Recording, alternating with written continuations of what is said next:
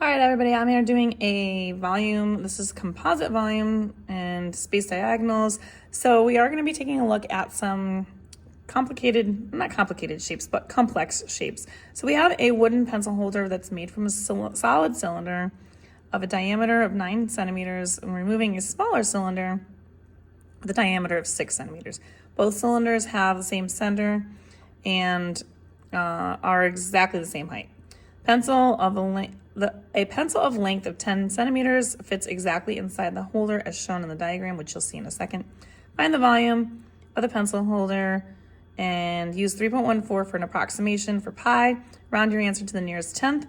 It asks us to find the height of the cylinders. Let h represent the height of these cylinders. So here is this. We have a lot of stuff going on here. So I'm going to kind of walk you through what you need to do in order to help solve this problem. So what we're going to want to what we need to do is, first off, we have the cylinders diameters. As you can see, the bigger one's diameter is 9.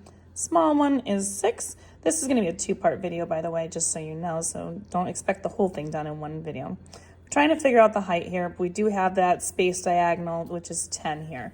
So we're going to use Pythagorean theorem to figure out that triangle first in solving this. Now, there is not, because we're using 3.14, there's not even going to be an exact versus an approximate like I normally do in my videos, you'll see. So just keep that in mind. We're going to only do approximate throughout this whole process. So we have the height here that we're going to figure out, but we have the piece right here, which is the entirety of this leg, and then we have a hypotenuse. So we are going to use that. I'm just going to show you this so you can see it. This is 6 centimeters. This is 10 centimeters. And we are missing the h centimeters. So that's what we have right there. So what I'm going to do is just use the Pythagorean theorem. I'll call h the a value. I don't know if that's really true, but we'll see. A squared plus b squared equals c squared. So 6 squared, and then we're going to do 10 squared. Simple enough. 6 squared is 36. 10 squared is 100. And then we're going to get rid of the 36. Hopefully you know how to do the Pythagorean. If not, then that's some other videos that you'll have to take a look at. And these are going to cancel, leaving me with h squared is equal to 64. Hopefully you know that that is a perfect square. So I want to square root both sides to get h by itself. And that means that h is equal to 8 centimeters. And again, if you are lost on how to do that, watch some Pythagorean theorem videos, and that should help you out with finding that number. So now I know what the height of these cylinders is. It's 8 centimeters tall for both of them. Now I can figure out volumes of both the bigger and the smaller.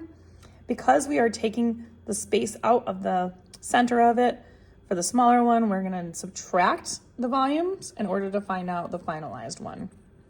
So we're going to start with the volume of the big. And again, we're going to use approximations all the way through because we are told to use 3.14.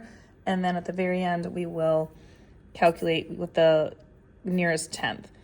So pi r squared times the h is our cylinder's volume.